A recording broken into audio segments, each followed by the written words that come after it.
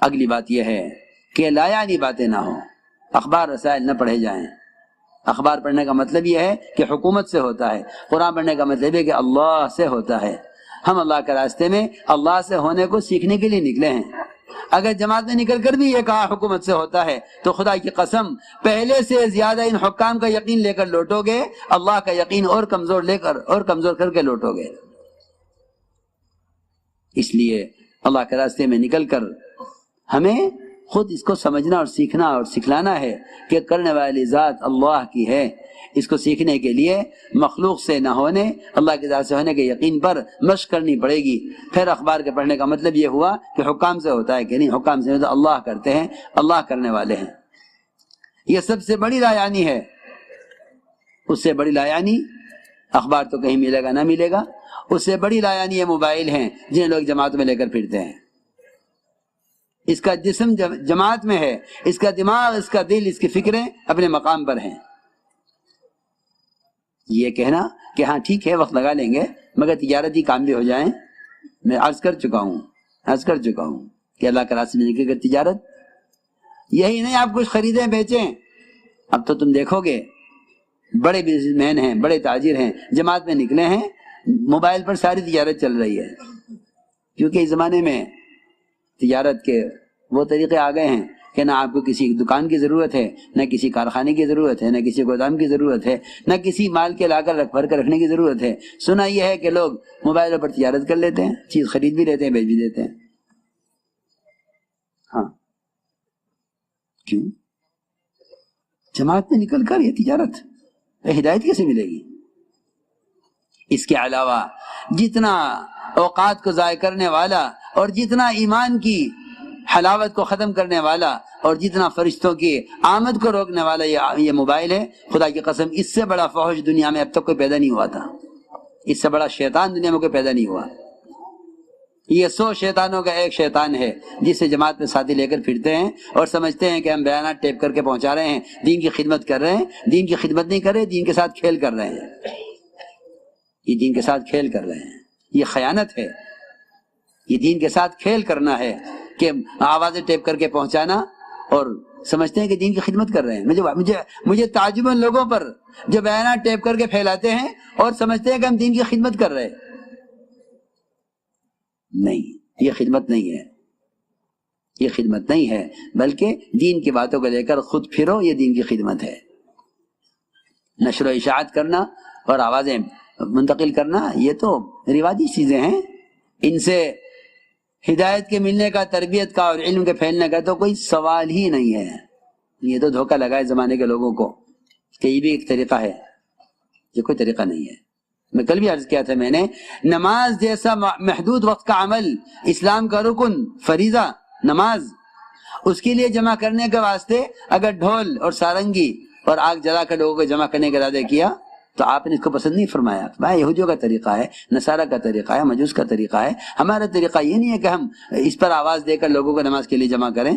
تم جا کر لوگوں کو نماز کے لیے بلا کر لاؤ لو جی۔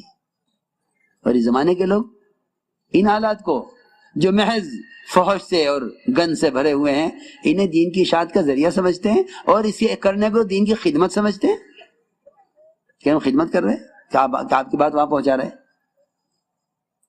ہمیں ان لوگوں سے بالکل اتفاق نہیں ہے اور ان لوگوں کے اس کام سے بالکل خوشی نہیں ہے جو دین کی باتوں کو ٹیپ کر کے پھیلاتے ہیں۔ یہ طریقہ نہ اسلام کا ہے، نہ سنت کا ہے، نہ یہ دعوت کا مزاج ہے۔ ہمارے جیسے کہ ملفوظات میں ہے کہ ہمیشہ اس کام کو آلات اور رواجی شکلوں سے، اخبار اور رسائل سے اس کام کو بچانا ہے، کیونکہ اس کام کا مقصد احیاء سنت ہے اور یہ چیز خلاف سنت ہے۔ بس سب بات ہے، لا یعنی باتیں ہرگز نہ کیجو۔ احد کے میدان میں صحابی شہید کیے گئے، احد کے میدان میں صحابی شہید کیے گئے اور ان کی لاش کو وہاں سے اٹھا کر ان کے گھر پہنچایا گیا۔ حضور اکرم صلی اللہ علیہ وسلم تشریف لے گئے ان کے گھر اور آپ نے ان کے گھر والوں کو تسلی دی۔ ان کی والدہ بیٹھی ہوئی تھی لاش کے پاس، ان کے چہرے سے مٹی پہنچتے ہوئے کہنے لگی، میرے بیٹے تمہیں جنت مبارک ہو، تمہیں جنت مبارک ہو۔ آپ نے ہمارے ان کی والدہ سے، تم نے اس کو کیسے جنتی کہہ دیا؟ تمہیں کیا معلوم کہ اس نے اللہ کے راستے میں نکل کر بیکار بات کی ہو؟ ذرا اندازہ تو کریں ہم. تعلیم ہو گئی، اب بیٹھے ہیں، دکان پہ کسی چھوڑ کر آئے تھے، کھیت کا کیا حال ہے، تم گھر میں کسی چھوڑ کر آئے، گھر والی کا کیا حال ہے، گھر کی باتیں شروع ہو گئی. اور وہاں احد کے میدان میں جبکہ شہید کے خون کا قطرہ پہنچتا نہیں زمین پر، اس سے پہلے اس کی مغفرت کر دی جاتی ہے. شہداء احد کے اور صحابی، اور آپ کیا فرمایا ان کی والدہ سے، تم نے اس کو کیسے جنتی کہہ دیا؟ تمہیں کیا معلوم اس نے دو کام اللہ کے راستے میں نکل کر کیے ہوں، ایک لا یعنی باتیں کی ہوں، یا دوسرا کام یہ کہ کوئی لوٹا، کوئی چادر، کوئی لاٹھی، کوئی ضرورت کی چیز کسی کو دینے سے انکار کر دیا ہو جس کے دینے میں اس کا کوئی نقصان نہیں تھا. یہ بھی فرمایا ساتھ میں. ساتھی کہتے ہیں میرا لوٹا ہے تو میری چادر ہے. فرمایا کوئی چیز اپنے بھائی کو دینے سے روک لی ہو جس کے دینے میں اس کا کوئی نقصان نہیں تھا. تو میں نے عرض کیا کہ لا یعنی باتیں نہ ہوں.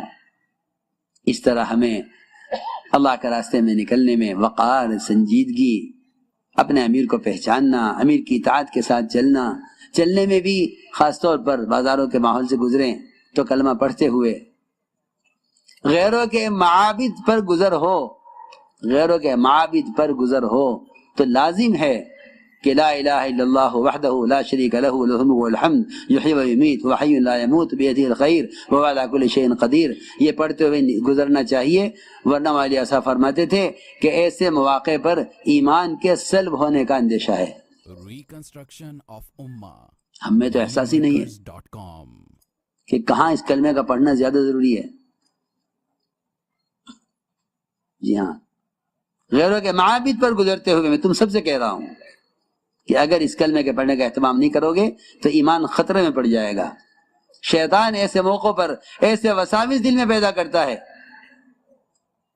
جس سے نعوذ باللہ، خدا نہ کرے، اللہ نہ کرے، آدمی کا دل جو ہے باطل کی طرف یا کفر کی طرف مائل ہونے لگے.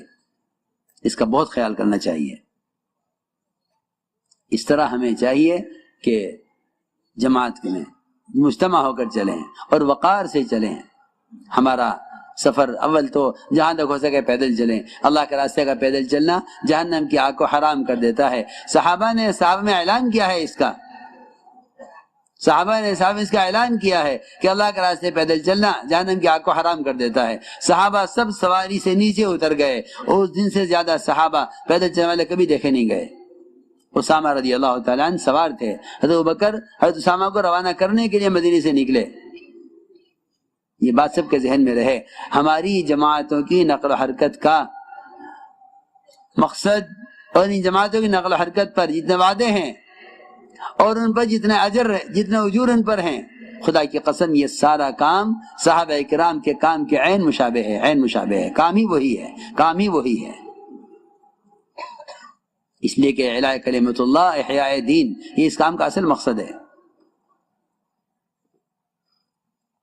حضرت اسامہ نے عرض کیا مومنین یہ تو آپ سوار ہو جائیں ورنہ میں نیچے اترتا ہوں. حضرت ابوبکر نے فرمایا اسامہ نہ تم نیچے اترو گے نہ میں سوار ہوں گا. اور کیا نقصان ہے ابوبکر کا کہ اگر تمہاری جماعت کو بستی سے باہر تک روانہ کرنے میں مجھے ہر قدم پر 700 نیکیاں ملیں اور 700 درجے بلند ہوں اور 700 گناہ معاف ہوں. پھر فرمایا کہ میں نے فرما دے سنا حضور اکرم صلی اللہ علیہ وسلم کو کہ جو جماعت کو رخصت کرنے کے لیے بھی باہر تک جائے گا بستی کے، اس کو ہر قدم پر 700 نیکیاں ملیں گی، ہر قدم پر 700 گناہ معاف ہوں گے، اور ہر قدم پر اس کو کہ 700 درجے بلند ہوں گے. پھر جب رخصت کرنے والے کے لیے اجر ہے تو نکلنے والے کے لیے کیا اجر ہوگا؟ اللہ کے راستے کا غبار، جنت کا دھواں ایک پیٹ میں جمع نہیں ہو سکتے. اللہ کے راستے کا غبار اور جہنم کا دھواں ایک پیٹ میں جمع نہیں ہو سکتے. بلکہ حدیث میں فرمایا اللہ کے راستے کا غبار جو پیدل چلنے سے اڑے وہ جنت میں جنت کو حسن کو بڑھانے کے لیے بطور پاؤڈر کے استعمال کیا جائے گا. یہ بھی صحیح حدیث میں ہے. ایک روایت میں تو یہاں تک فرمایا کہ جو اللہ کے راستے میں وفات پا جائے، اللہ کا بڑا فضل ہے، کرم ہے کہ ہماری جماعتیں ملکوں میں جا کر وفات پا رہی ہیں، وہاں دفن ہو رہی ہیں. یہ دین کی حیات کا سب سے بنیادی ذریعہ ہے. میں تو خوشخبری دیتا ہوں